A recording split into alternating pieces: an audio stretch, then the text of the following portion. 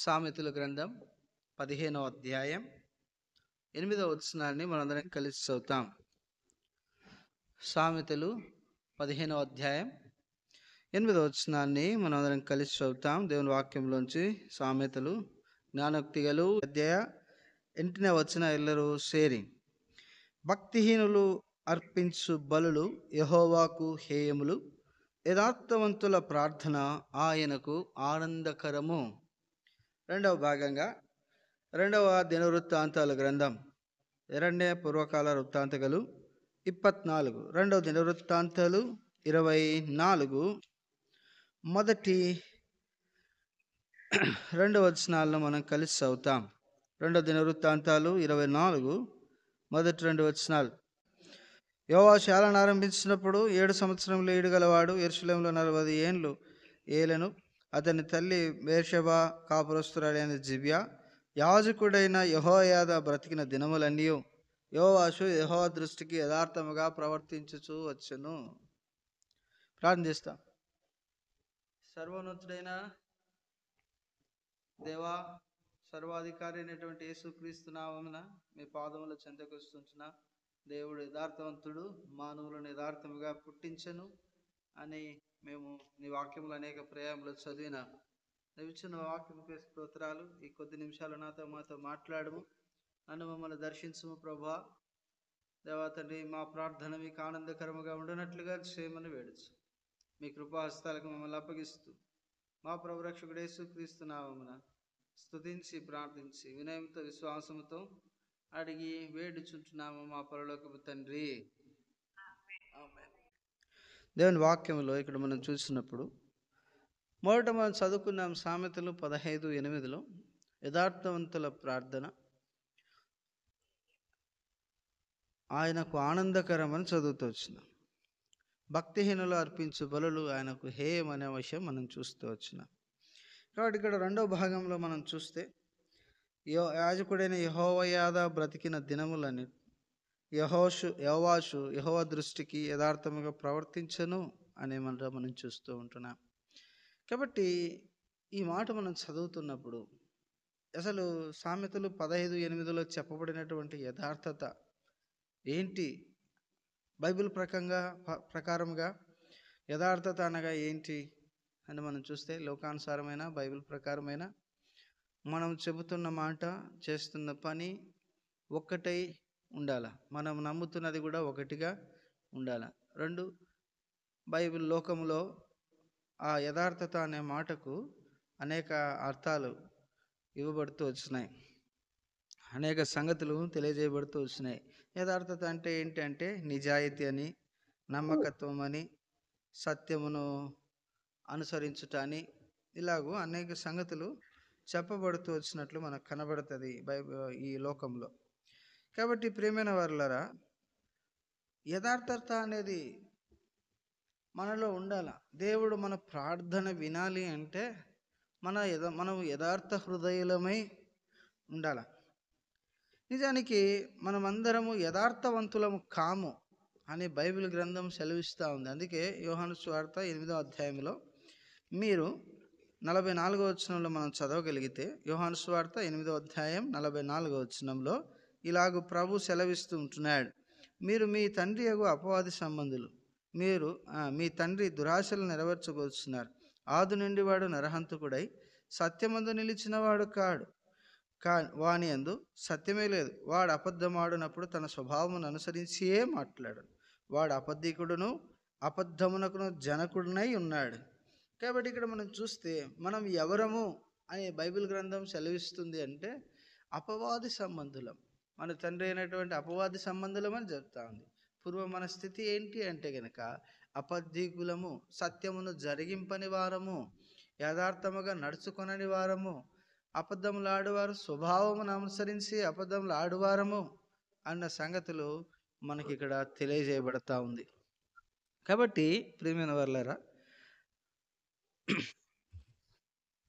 వాస్తవంగా బైబిల్ ఏం చెబుతా ఉంది అంటే మీ మాట అవునంటే అవును, కాదంటే కాదు అని చెప్పాలి అని ప్రభువైన యేసుక్రీస్తు వారు మత్తయి సువార్త 5వ అధ్యాయంలో మనకు తెలియజేసినారు. కాబట్టి వాస్తవంగా అబద్ధము జరిగించే వారముగా మనం ఉంటున్నాం. ఏంటి అబద్ధం అంటే, ఇప్పుడు మొదట అవును అంటాము, తర్వాత కాదంటాం, మరలా కాదు అంటాం, మళ్ళా అవును అంటాం. అంటే మాట మార్చుతూ రావడం అబద్ధము అన్న సంగతి మనము జ్ఞాపకం చేసుకునవలసిన వారముగా మనం ఉంటున్నాం.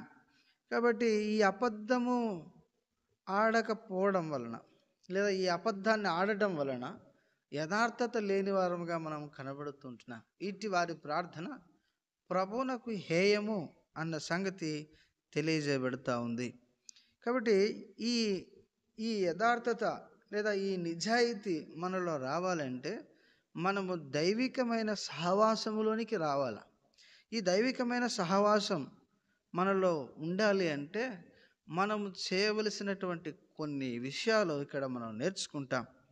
కాబట్టి ఇప్పుడు ఉదాహరణకు మీకు అర్థం అవ్వటానికి ఒక విషయాన్ని గుర్తు చేస్తాను.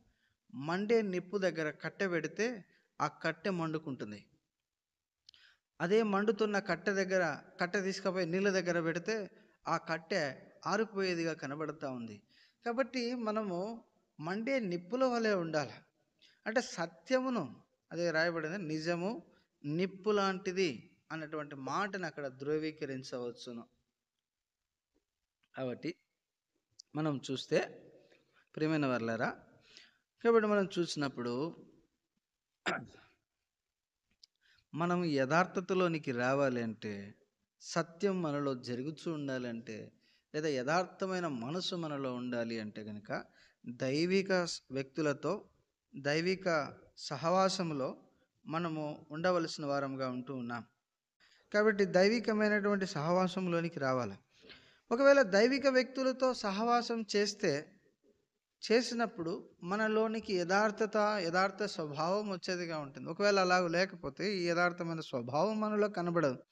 చూడండి, దేవుని వాక్యంలో మనం చూస్తే యథార్థత లేకపోతే మనం ఏం జరిగిస్తాము? సత్యమును జరిగింపక అబద్ధమును జరిగించే వారంగా ఉంటాం. కాబట్టి అబద్ధములాడు పెదవులు యెహోవాకు హేయములు. చూడండి, సామెతల గ్రంథము 12వ అధ్యాయం, సామెతల గ్రంథము 12వ అధ్యాయం 22వ వచనం. అబద్ధమాడు పెదవులు యెహోవాకు హేయములు, సత్యవర్తనులు ఆయనకిష్టులు. కాబట్టి అబద్ధములాడు వారు యెహోవాకు హేయులు. మీకు ఉదాహరణకు అర్థం అవటానికి బైబిల్ గ్రంథంలో మనం చూస్తే ఒక వ్యక్తి ఉన్నాడు, గెహజీ ఉన్నాడు. గెహజీని మనం చూసుకుంటే ఏ స్థితిలో ఉన్నాడు? గెహజీ, నువ్వు ఎక్కడికి వెళ్ళావు అని అడిగితే నేను ఇక్కడే ఉన్నాను అని అన్నాడు. వాస్తవంగా గెహజీ ఎక్కడికి వెళ్ళాడు? సిరియా దేశపు సైన్యాధిపతి దగ్గరికి వెళ్ళాడు. కాబట్టి అబద్ధం ఆడాడు దేవునితో, దేవుని సేవకునితో అబద్ధం ఆడిన కారణం చేత, తనలో యథార్థత లేని కారణం చేత ఎంత నష్టపోయాడంటే దేవుని ఉగ్రతకు కారణమైతే వచ్చినాడు. దేవుడు ఆయనను హేముగా ఎంచినాడు. అది మనకు అక్కడ కనబడుతూ ఉంది. తర్వాత మనం చూసినప్పుడు ఇంకా మనం చూస్తే సామెతలు 12వ అధ్యాయం 19వ వచనంలో మనం చూస్తే, నిజమాడు పెదవులు నిత్యము స్థిరమయ్యుండును, అబద్ధమాడు నాలుక క్షణమాత్రమే ఉండును. కాబట్టి అబద్ధమాడు నాలుక క్షణమాత్రముండును అనే సంగతి మనం చూస్తూ ఉంటున్నాం. ఇంకా సామెతలు 6వ అధ్యాయము 16, 17 వచనాల్లో మనం చూడగలిగితే, యెహోవాకు హేయమైనవి 7 గలవు. దాంట్లో ప్రధానమైనది ఏంటి అంటే గనక, యెహోవాకు అసహ్యములైనవి 6 గలవు, 7 ఆయనకు హేయములు. అవేవనగా అహంకార దృష్టియు, కళ్ళల్లాడు నాలుక.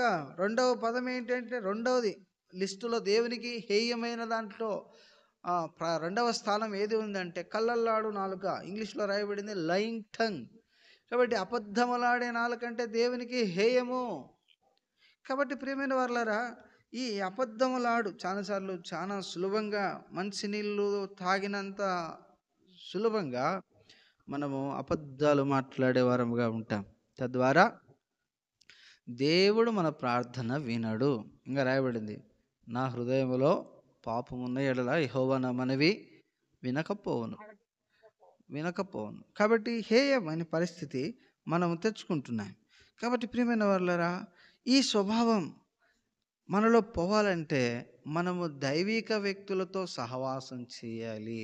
దైవికమైన వ్యక్తులతో సహవాసం చేయాలి. రెండో భాగంగా మనం చూసుకుంటూ వచ్చినాం కదా, సహవాసం కలిగి ఉండాలి. సహవాసము కలిగి ఉండాలి. సహవాసాన్ని గురించి ఏం మాట్లాడుతూ ఉంది? గ్రీకు ఈ సహవాసం అనే పదము గ్రీకు పదములో నుండి తర్జుమా చేయబడింది. తర్జుమా చేయబడింది. సహవాసం అంటే ఏంట? భాగస్వామ్యము, పరస్పర భాగస్వామ్యము అనగా పార్ట్నర్షిప్. సహవాసం అంటే ఏంటంటే ఒకరి ద్వారా ఒకరు మేలు పొందటం, పార్ట్నర్షిప్, ఫెలోషిప్. కాబట్టి మనము దైవిక వ్యక్తులతో సహవాసం చేస్తే ఆత్మీయ మేలులు పొందుతాం. కాబట్టి సహవాసము అనేది ఒక విధంగా చెప్పాలంటే కలిసి నడవడం, కలిసి ప్రయాణం చేయడం, కలిసి మాట్లాడడం, కలిసి ఆత్మీయంగా ఎదగటం. మీకు అర్థం కావటానికి చెబితే కనుక యేసు వారితో కూడా నడిచెను అనే మాట మనకు కనబడుతుంది. లూకా సువార్త 24వ అధ్యాయము 15వ వచనంలో యేసు తానే దగ్గరికి వచ్చి వారితో కూడా నడిచెను అనే మాట మనం చూసినప్పుడు అక్కడ ప్రభువు వారితో కలిసి నడిచినాడు. ఏమైంది అని అంటే వారి కనులు తెరవబడ్డాయి. లూకా సువార్త 24లో మనం చూస్తే వారి కనులు తెరవబడ్డాయి. వారు గ్రహింపలేని సంగతులను ప్రభు వారికి బోధించినాడు. వారు ఆత్మీయమైన మేలులు ప్రభు ద్వారా పొందుకోగలిగినాడు. యేసు ప్రభు వారితో కలిసి నడవటాన్ని బట్టి, వారు ప్రభు వారితో కలిసి నడవటాన్ని బట్టి వారు మానవులు మేలు పొందుతూ వచ్చినారు. కలిసి నడవాలంటే ప్రాముఖ్యమైన సంగతి ఏంటంటే ఆమోసు 3:3 ప్రకారం సమ్మతించి నడవటం అనేది చాలా అవసరం. ఇక్కడ కూడా మనం చూస్తే రాజైనటువంటి యోవాషు యాజకుడైనటువంటి యెహోయాదా బ్రతికినంత కాలం యథార్థముగా ప్రవర్తించినాడు అన్నటువంటి మాట మనకు కనబడుతూ ఉంది. రాజైన యోవాషు యెహోయాదా బ్రతికినంత కాలం యథార్థంగా ప్రవర్తించినాడంటే మనం అర్థం చేసుకోవచ్చు. యాజకుడైన యెహోయాదా అతనిని ప్రోత్సాహపరిచినాడు, అతనిని అలాగో నడిపించినాడు, అలాగో బలపరిచినాడు. కాబట్టి మనలో యథార్థమైన స్వభావం రావాలి, దైవిక స్వభావం మనలో రావాలి అంటే మన సహవాసం కూడా దేవునితో మొదటి యోహాను పత్రిక 1వ అధ్యాయం 3వ వచనంలో రాయబడిన ప్రకారం మన సహవాసం అయితే మన తండ్రితోనూ ఆయన కుమారుడైన క్రీస్తుతోనూ అనే మాట మనం చూస్తాం. తర్వాత ఆయన కుమారుడైన క్రీస్తు అనే మాట మనం చూస్తే తర్వాత పరిశుద్ధుల సహవాసం అనే మాట కూడా మనం చూస్తాం. తర్వాత ప్రియమైన వారలారా, మన సహవాసం ఏం చేయాలి అంటే మనల్ని ఆత్మీయంగా పెంచాలి. కాబట్టి యెహోయాదా అనేటువంటి యాజకుడు యోవాషును యథార్థముగా ప్రవర్తించుటకు ప్రేరేపించినాడు, ప్రోత్సహించినాడు, అలాగూ సిద్ధపరచగలిగినాడు. నేను దైవిక వ్యక్తులతో, దేవుని సేవకులతో, దైవ స్వభావం కలిగిన వారితో మనం సహవాసం చేయగలిగితే మనం కూడా అలాగూ ప్రవర్తించడానికి, దైవ స్వభావం కలిగి ఉండటానికి లేదా యథార్థముగా ప్రవర్తించడానికి మనకెంతో వీలుగా ఉంటుంది.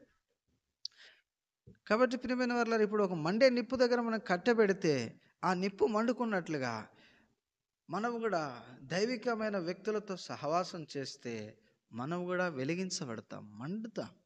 నీ సహవాసం ఎవరితో ఉంది? లోకంతో ఉంటే, అపవాదితో ఉంటే దేవుడు మన ప్రార్థన వినడు. కాబట్టి అక్కడ మనం చూస్తే ఆహాబు ఏలియాతో సమ్మతించలేదు, ఆహాబు ఏలియా సహవాసాన్ని కోరుకోలేదు. కాబట్టి ఎంత నష్టపోయినాడు అంటే రాజుల గ్రంథంలో మనం చూస్తే, నేను సమయం లేదు కాబట్టి ప్రార్థన కొరకు కాబట్టి త్వరగా వెళ్తున్నాను. ఆహాబు ఏలియాతో సహవాసం చేయడానికి ఇష్టపడలే. ఎందుకంటే ఏలియా మనసు దైవిక స్వభావం దగ్గర ఉంది, ఆహాబు మనసు లోకముతో ఉంది. కాబట్టి ఈ రెండు మనసులు కలవట్లేదు. ఆ కారణం చేత వారు ఏమైనారు అంటే కనుక ఏలియాతో ఆహాబు ఏకీభవించలే. దాన్ని బట్టి ఏమైంది తెలుసా? 3.5 సంవత్సరాలు భూమి మీద వర్షం పడలేదు. దాన్ని బట్టి ఏమైంది తెలుసా? నీతిమంతుడైన వాడిని చంపించినాడు. దానిని బట్టి ఏమైంది తెలుసా? అతని రక్తము, యెజబేలు రక్తము కుక్కలు నాకినాయి. ఈ భయంకరమైన పరిస్థితి. చాలాసార్లు దేవునితో అంటే దేవుని ప్రజలతో సహవాసం చేయడం అనేది సామాన్యమైన విషయం కాదు అన్న సంగతి గుర్తు చేస్తున్నాను. దేవుని సేవకులతో అయినా, దైవ స్వభావం కలిగిన వారితో అయినా సహవాసం చేయడం అంత సామాన్యమైన విషయం కాదు. కాబట్టి దేవుని ప్రజలతో, దేవుని సేవకులతో, దైవిక స్వభావం కలిగిన వారితో ఎలాగో సహవాసం చేయగలము అంటే మొట్టమొదటి 2 విషయాలు మనకు అవసరం. యెహోయాదాతో, యాజకుడైన యెహోయాదాతో యోవాషు సహవాసం చేయగలిగినాడు అంటే తాను యథార్థముగా ప్రవర్తించగలిగినాడంటే దానికి ముందు 2 విషయాలు చేసినాడు. అవేంటో చూద్దాం రండి. క్లుప్తంగానే చెప్తా. 2వ దినవృత్తాంతాల గ్రంథం 22వ అధ్యాయం చివరి భాగం. 2వ దినవృత్తాంతాలు 22 చివరి భాగం. 6 సంవత్సరములు అతడు వారితో కూడా దేవుని మందిరములో దాచబడి ఉండెను. ఆ కాలముల అతల్య దేశమును పాలించుండెను. తర్వాత 23వ అధ్యాయం 11వ వచనం. అప్పుడు వారు రాజకుమారుని బయటికి తోడుకొని వచ్చి అతని మీద కిరీటం ఉంచి ధర్మశాస్త్ర గ్రంథమును అతని చేతికిచ్చి అతని పట్టాభిషేకం చేసిరి. యెహోయాదాయును అతని కుమారులను అతన్ని అభిషేకించిరి. రాజు చిరంజీవి అగునుగాక అనిరి. కాబట్టి యోవాషు దేవునితో సహవాసం చేయగలిగినాడు అంటే కనుక మొట్టమొదట 2 విషయాలు చేశాడు. ఒకటి ఏంటంటే దేవుని మందిరముతో సహవాసం. అందుకే మనం చూస్తాం 6 సంవత్సరాలు ఈ యోవాషు 7 సంవత్సరాల వయసులో రాజ్యం ఏలినాడు. 40 సంవత్సరాలు 40 ఏళ్ళు రాజ్య పరిపాలన చేసినాడు. 6 సంవత్సరాలు ఎక్కడున్నాడు అంటే యెరూషలేములో దాచబడ్డాడు. అనగా దేవుని మందిరముతో సహవాసం. అందుకే దేవుని వాక్యంలో చూస్తాం, నీ ఇంటిని గూర్చిన ఆసక్తి నన్ను భక్షిస్తున్నది. ఆ తర్వాత చూస్తే నీ ఆవరణంలో 1 దినం గడుపుట 1000 దినముల కంటే శ్రేష్టం అంటాడు. తర్వాత మనం చూస్తే కనుక నీ మందిరమునందు నివసించువారు ధన్యులు అనే మాటలు మనం చూస్తాం. దేవుని మందిరములో మనము సహవాసం గడుపుట ద్వారా ఆత్మీయంగా పెంచబడతాం, దైవిక స్వభావంలోనికి తీసుకురాబడతాం, యథార్థతలోనికి రాబడతాం. తర్వాత ఆయన చేతికి ఏమి ఇచ్చినారు అంటే ధర్మశాస్త్ర గ్రంథం ఇచ్చినారు. ధర్మశాస్త్రం దేన్ని చూపిస్తూ ఉంది అంటే దేవుని వాక్యాన్ని చూపిస్తూ ఉంది. దేవుని వాక్యం ఉండటం ద్వారా ఏమవుతుంది? ఎఫెసీ 5:27 ప్రకారం మనలోని సమస్త మాలిన్యమును కడిగి పవిత్రపరుస్తుంది.